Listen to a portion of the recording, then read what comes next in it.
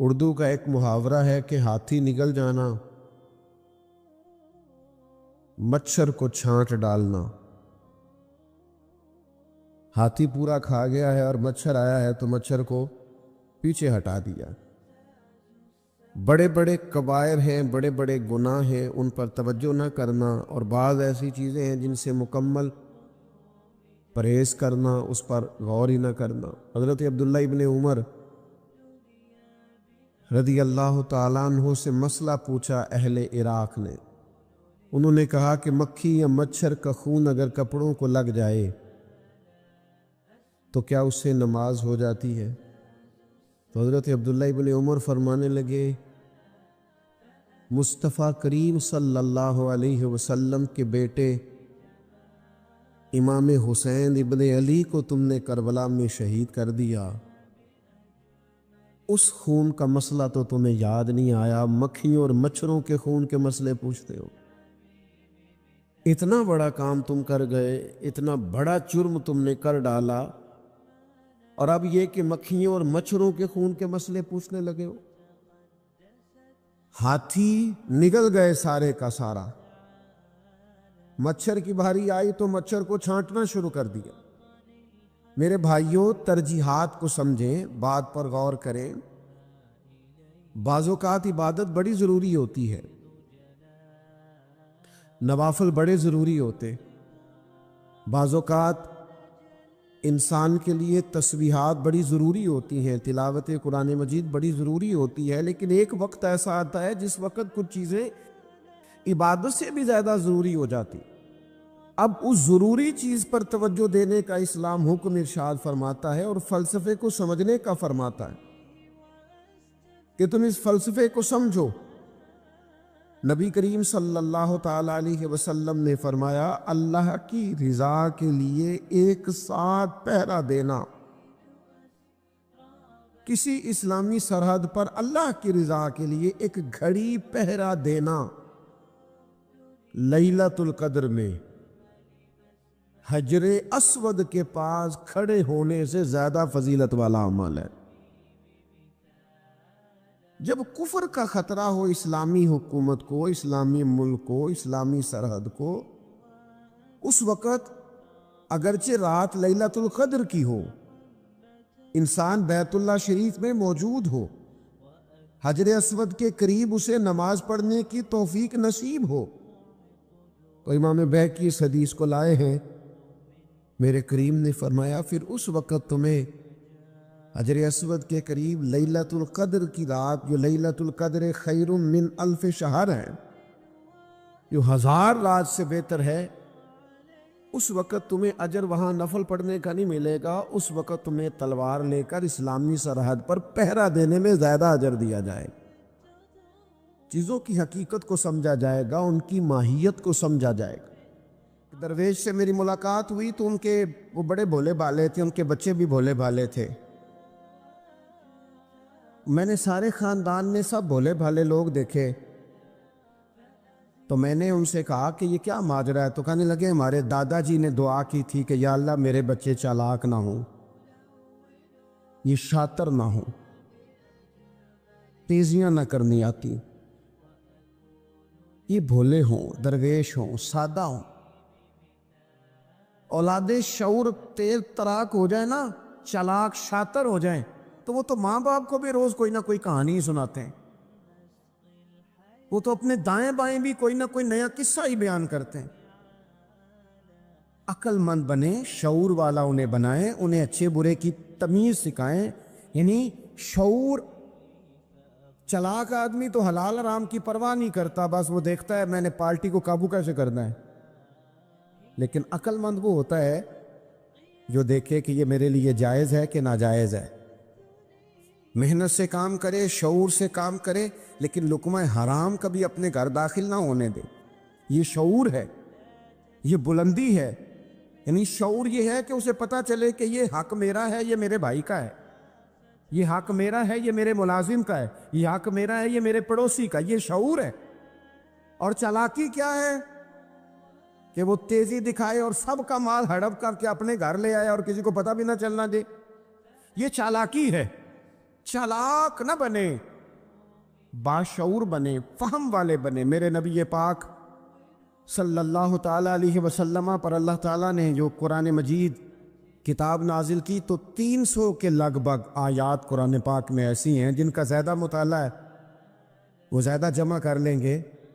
300 के करीब आयात ऐसी हैं जिसमें अल्लाह ताला ने अक्ल और शऊर की तरफ बढ़ने का हुक्म दिया है। फरमाया अक्ल वालों गौर करो, तुम देखते नहीं ज़मीन और आसमान में इख्तलाफ है, रात और दिन आते जाते हैं, इसमें गौर करो, इसमें निशानियां हैं। पर उनके लिए जो अक्ल रखते हैं, जो शऊरी बुलंदी रखते हैं, तेजी नहीं, चालाकी नहीं, शातिरपन नहीं।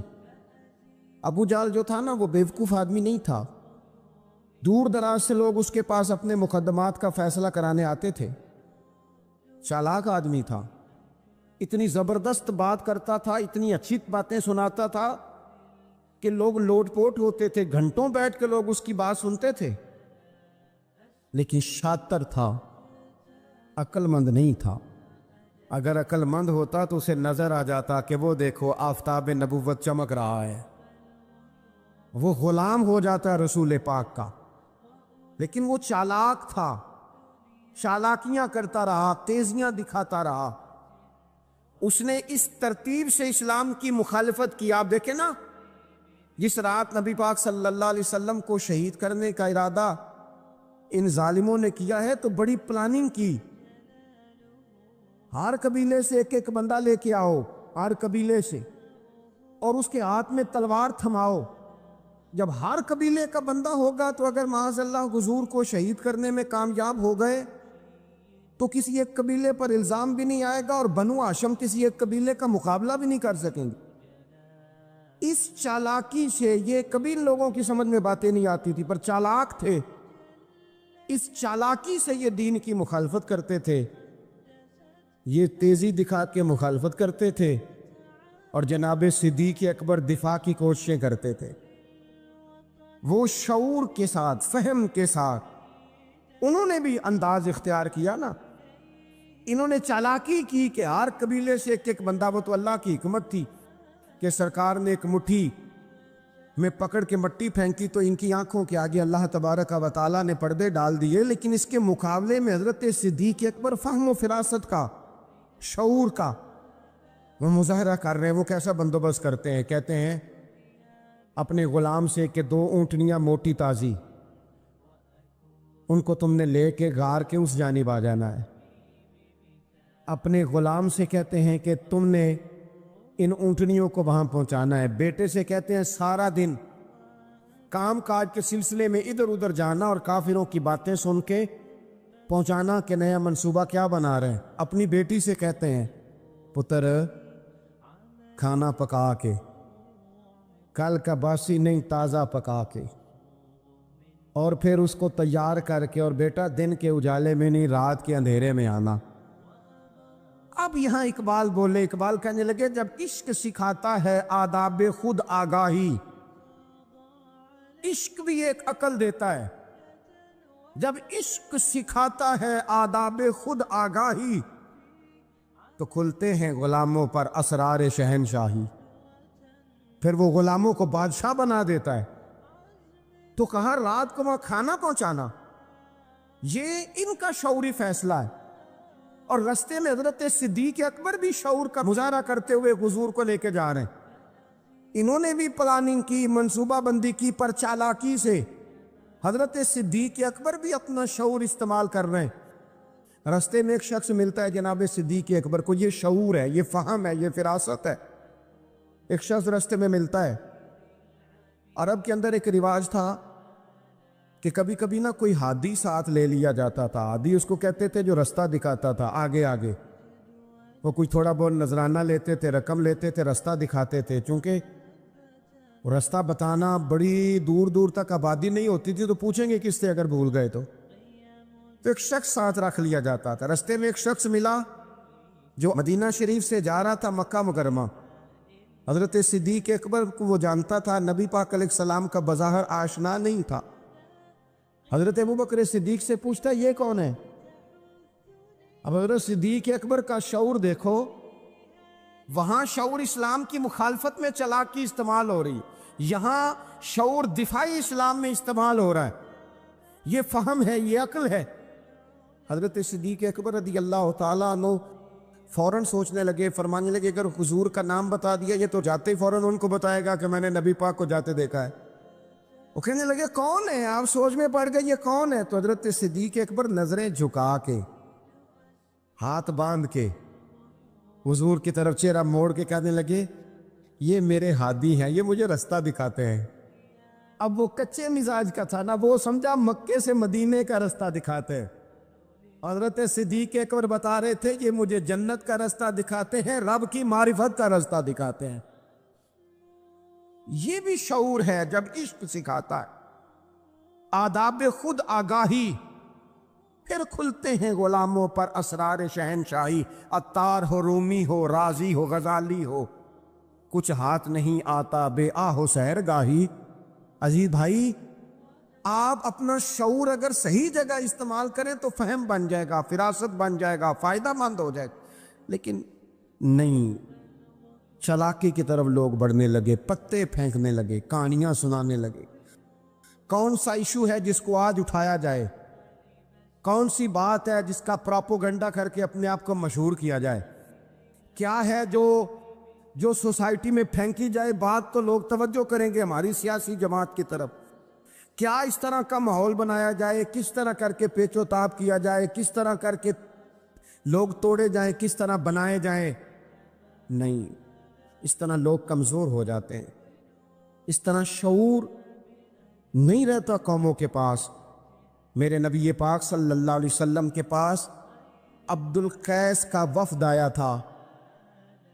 تو جو عبد القیس ان کا سردار تھا، نبی پاک صلی اللہ تعالی علیہ وسلم کی خدمت میں جب وہ حاضر ہوئے، لاؤبالی فیصلے نہ کریں، فیصلے زندگی میں سوچ کے کریں.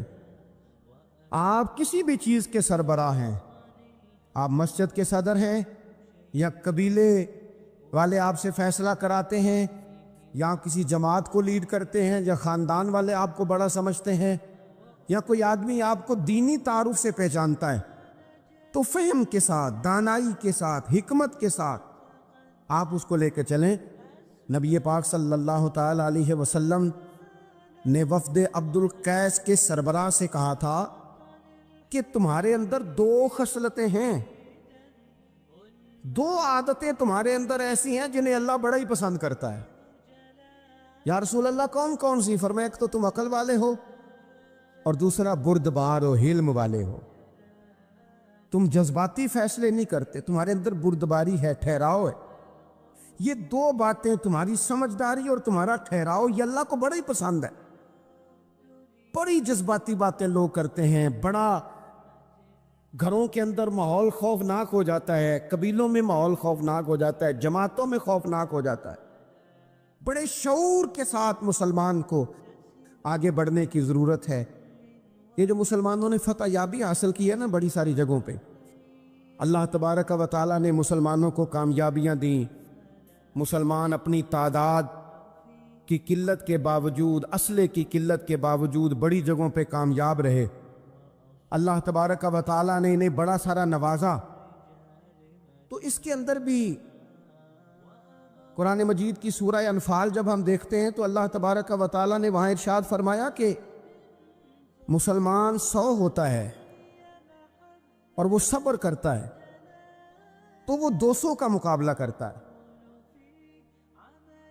1000 ہوتا ہے وہ صبر کرتا ہے اور مقابلہ 2000 کا کرتا ہے مسلمان. کیوں بھلا؟ اس لیے کہ سورہ انفال میں رب فرماتے ہیں کافر وہ قوم ہے کہ قوم اللہ یعقلون، وہ قوم تو ہیں پر ان کے پاس عقل کوئی نہیں. وہ چڑھ دوڑتے ہیں کہ مار دیں گے، مر جائیں گے، آج انہیں ختم کر کے رہیں گے. وہ شعور کے ساتھ میدان میں نہیں آتے. لیکن نبی پاک صلی اللہ علیہ وسلم جب اپنے لوگوں کو لے کے جاتے تھے، حضور انہیں سمجھاتے تھے، صف بندی کرتے تھے. نبی پاک علیہ الصلوۃ والسلام ایک طریقہ بتاتے تھے کہ جھنڈا تمہارے ہاتھ میں رہے گا. اگر یہ آدمی شہید ہوتا ہے تو جھنڈا بھائی مدد اللہ کی ہے، لیکن حکمت کے تقاضے سارے پورے کیے جائیں، وہ سارے کام کیے جائیں جو وقت کے تقاضوں کی ضرورت کے مطابق ہوں۔ اس عقل کی بات بھی اقبال نے کہی ہے، فرماتے ہیں کہ عقل عیار ہے، 100 بھیس بنا لیتی ہے۔ اس کے لیے عیار کا لفظ کہا، اور دوسرا پہلو دیکھیے عیار کے مقابلے میں لفظ کیا کہا۔ عقل عیار ہے، 100 بھیس بنا لیتی ہے، عشق بیچارہ۔ عقل عیار اور عشق بیچارہ، دیکھیں اس کے مقابلے میں جو جملہ دیا ہے، جو لفظ دیا ہے، یعنی لفظ عیار آپ جب بولتے ہیں عیار بڑا چلاک ہے، بڑا یار ہے، بڑا مکار ہے، تو زاویہ کیا بنتا ہے؟ اور جب آپ بیچارہ بولتے ہیں تو وہ بیچارہ، اب زاویہ دیکھیے کیا کھینچا، کہنے لگے عقل عیار ہے، 100 بھیس بنا لیتی ہے، عشق بیچارہ، نہ ملا ہے نہ زاہد نہ حکیم، یہ کچھ بھی نہیں، یہ بیچارہ کچھ بھی نہیں، بیچارہ جو ہوا۔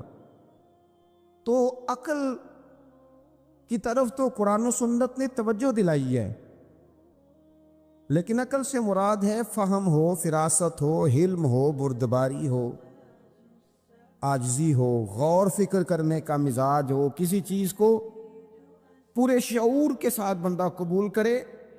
آج کل جن چیزوں کو لوگ عقل سمجھتے ہیں نا، وہ عقل نہیں ہے، وہ چالاکی ہے۔ آج کل لوگ عقل مند نہیں ہیں، چالاک ہیں۔ چالاکی اور چیز کا نام ہے،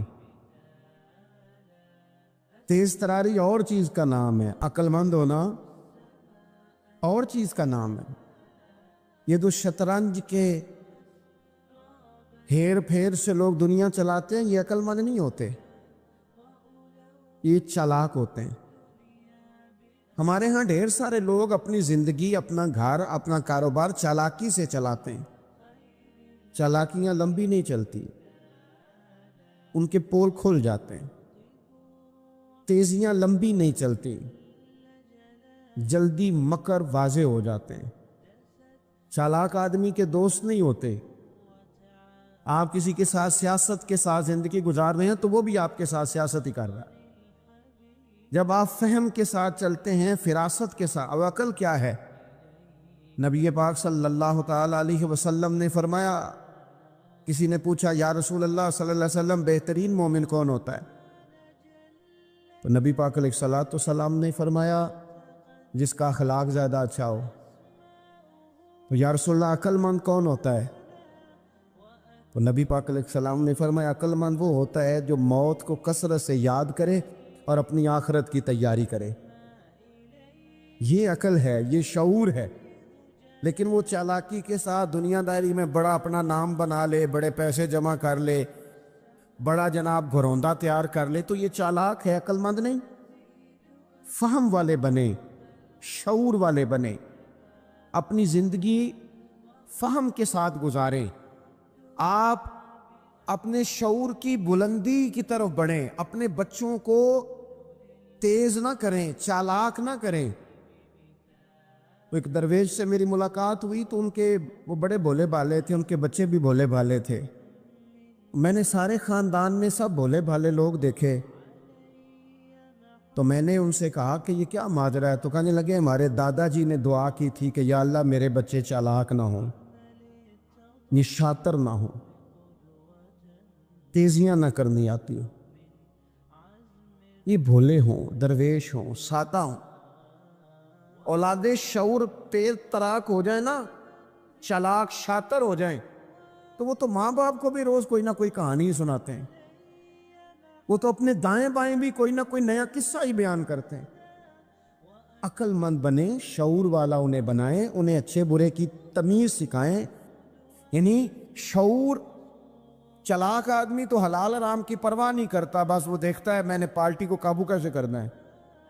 لیکن عقل مند وہ ہوتا ہے جو دیکھے کہ یہ میرے لیے جائز ہے کہ ناجائز ہے، محنت سے کام کرے، شعور سے کام کرے، لیکن لقمہ حرام کبھی اپنے گھر داخل نہ ہونے دے۔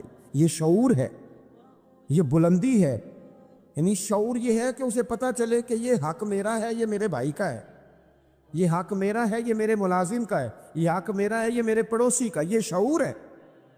اور چالاکی کیا ہے کہ وہ تیزی دکھائے اور سب کا مال ہڑپ کر کے اپنے گھر لے آئے اور کسی کو پتہ بھی نہ چلنا دے، یہ چالاکی ہے۔ چالاک نہ بنے، باشعور بنے، فہم والے بنے۔ میرے نبی پاک صلی اللہ تعالیٰ علیہ وسلم پر اللہ تعالیٰ نے جو قرآن مجید کتاب نازل کی تو 300 کے لگ بھگ آیات قرآن پاک میں ایسی ہیں جن کا زیادہ مطالعہ ہے وہ زیادہ جمع کر لیں گے۔ 300 کے قریب آیات ایسی ہیں جس میں اللہ تعالیٰ نے عقل اور شعور کی طرف بڑھنے کا حکم دیا ہے۔ فرمایا عقل والو غور کرو، تم دیکھتے نہیں زمین و آسمان میں اختلاف ہے، رات اور دن آتے جاتے ہیں، اس میں غور کرو، اس میں نشانیاں ہیں، پر ان کے لیے جو عقل رکھتے ہیں، جو شعوری بلندی رکھتے ہیں، تیزی نہیں، چالاکی نہیں، شاطر پن نہیں۔ ابو جہل جو تھا نا وہ بیوقوف آدمی نہیں تھا، دور دراز سے لوگ اس کے پاس اپنے مقدمات کا فیصلہ کرانے آتے تھے، چالاک آدمی تھا، اتنی زبردست بات کرتا تھا، اتنی اچھی باتیں سناتا تھا کہ لوگ لوٹ پوٹ ہوتے تھے، گھنٹوں بیٹھ کے لوگ اس کی بات سنتے تھے، لیکن شاطر تھا، عقل مند نہیں تھا۔ اگر عقل مند ہوتا تو اسے نظر آ جاتا کہ وہ دیکھو آفتاب نبوت چمک رہا ہے، وہ غلام ہو جاتا ہے رسول پاک کا۔ لیکن وہ چالاک تھا، چالاکیاں کرتا رہا، تیزیاں دکھاتا رہا، اس نے اس ترتیب سے اسلام کی مخالفت کی۔ آپ دیکھیں نا، جس رات نبی پاک صلی اللہ علیہ وسلم کو شہید کرنے کا ارادہ ان ظالموں نے کیا ہے تو بڑی پلاننگ کی، ہر قبیلے سے ایک ایک بندہ لے کے آؤ، ہر قبیلے سے، اور اس کے ہاتھ میں تلوار تھماؤ۔ جب ہر قبیلے کا بندہ ہوگا تو اگر معاذ اللہ حضور کو شہید کرنے میں کامیاب ہو گئے تو کسی ایک قبیلے پر الزام بھی نہیں آئے گا اور بنو ہاشم کسی ایک قبیلے کا مقابلہ بھی نہیں کر سکیں گے۔ اس چالاکی سے، یہ کبھی لوگوں کی سمجھ میں باتیں نہیں آتی تھی پر چالاک تھے، اس چالاکی سے یہ دین کی مخالفت کرتے تھے، یہ تیزی دکھا کے مخالفت کرتے تھے، اور جناب صدیق اکبر دفاع کی کوششیں کرتے تھے۔ وہ شعور کے ساتھ، فہم کے ساتھ انہوں نے بھی انداز اختیار کیا نا، انہوں نے چالاکی کی کہ ہر قبیلے سے ایک ایک بندہ، وہ تو اللہ کی حکمت تھی کہ سرکار نے ایک مٹھی میں پکڑ کے مٹی پھینکی تو ان کی آنکھوں کے آگے اللہ تبارک و تعالیٰ نے پردے ڈال دیے، لیکن اس کے مقابلے میں حضرت صدیق اکبر فہم و فراست کا، شعور کا وہ مظاہرہ کر رہے ہیں۔ وہ کیسا بندوبست کرتے ہیں؟ کہتے ہیں اپنے غلام سے کہ 2 اونٹنیاں موٹی تازی، ان کو تم نے لے کے غار کے اس جانب آ جانا ہے۔ اپنے غلام سے کہتے ہیں کہ تم نے ان اونٹنیوں کو وہاں پہنچانا ہے۔ بیٹے سے کہتے ہیں سارا دن کام کاج کے سلسلے میں ادھر ادھر جانا اور کافروں کی باتیں سن کے پہنچانا کہ نیا منصوبہ کیا بنا رہے ہیں۔ اپنی بیٹی سے کہتے ہیں پتر کھانا پکا کے، کل کا باسی نہیں، تازہ پکا کے، اور پھر اس کو تیار کر کے، اور بیٹا دن کے اجالے میں نہیں، رات کے اندھیرے میں آنا۔ اب یہاں اقبال بولے، اقبال کہنے لگے جب عشق سکھاتا ہے آداب خود آگاہی، عشق بھی ایک عقل دیتا ہے، جب عشق سکھاتا ہے آداب خود آگاہی تو کھلتے ہیں غلاموں پر اسرار شہنشاہی، پھر وہ غلاموں کو بادشاہ بنا دیتا ہے۔ تو کہا رات کو وہاں کھانا پہنچانا، یہ ان کا شعوری فیصلہ ہے، اور رستے میں حضرت صدیق اکبر بھی شعور کا مظاہرہ کرتے ہوئے حضور کو لے کے جا رہے ہیں۔ انہوں نے بھی پلاننگ کی، منصوبہ بندی کی، پر چالاکی سے حضرت صدیق اکبر بھی اپنا شعور استعمال کر رہے ہیں۔ رستے میں ایک شخص ملتا ہے جناب صدیق اکبر کو، یہ شعور ہے، یہ فہم ہے، یہ فراست ہے۔ ایک شخص رستے میں ملتا ہے۔ عرب کے اندر ایک رواج تھا کہ کبھی کبھی نا کوئی ہادی ساتھ لے لیا جاتا تھا۔ ہادی اس کو کہتے تھے جو رستہ دکھاتا تھا آگے آگے، وہ کوئی تھوڑا بہت نذرانہ لیتے تھے، رقم لیتے تھے، رستہ دکھاتے تھے۔ چونکہ وہ رستہ بتانا بڑی دور دور تک آبادی نہیں ہوتی تھی تو پوچھیں گے کس سے اگر بھول گئے تو ایک شخص ساتھ رکھ لیا جاتا تھا. رستے میں ایک شخص ملا جو مدینہ شریف سے جا رہا تھا مکہ مکرمہ. حضرت صدیق اکبر کو وہ جانتا تھا, نبی پاک علیہ السلام کا بظاہر آشنا نہیں تھا. حضرت ابوبکر صدیق سے پوچھتا یہ کون ہے؟ اب حضرت صدیق اکبر کا شعور دیکھو, وہاں شعور اسلام کی مخالفت میں چالاکی استعمال ہو رہی, یہاں شعور دفاعی اسلام میں استعمال ہو رہا ہے. یہ فہم ہے, یہ عقل ہے. حضرت صدیق اکبر رضی اللہ تعالیٰ عنہ فوراً سوچنے لگے, فرمانے لگے اگر حضور کا نام بتا دیا یہ تو جاتے ہی فوراً ان کو بتائے گا کہ میں نے نبی پاک کو جاتے دیکھا ہے. وہ کہنے لگے کون ہے؟ آپ سوچ میں پڑ گئے یہ کون ہے؟ تو حضرت صدیق اکبر نظریں جھکا کے, ہاتھ باندھ کے حضور کی طرف چہرہ موڑ کے کہنے لگے یہ میرے ہادی ہیں, یہ مجھے رستہ دکھاتے ہیں. اب وہ کچے مزاج کا تھا نا, وہ سمجھا مکے سے مدینے کا رستہ دکھاتے ہیں. حضرت صدیق اکبر بتا رہے تھے یہ مجھے جنت کا رستہ دکھاتے ہیں, رب کی معرفت کا رستہ دکھاتے ہیں.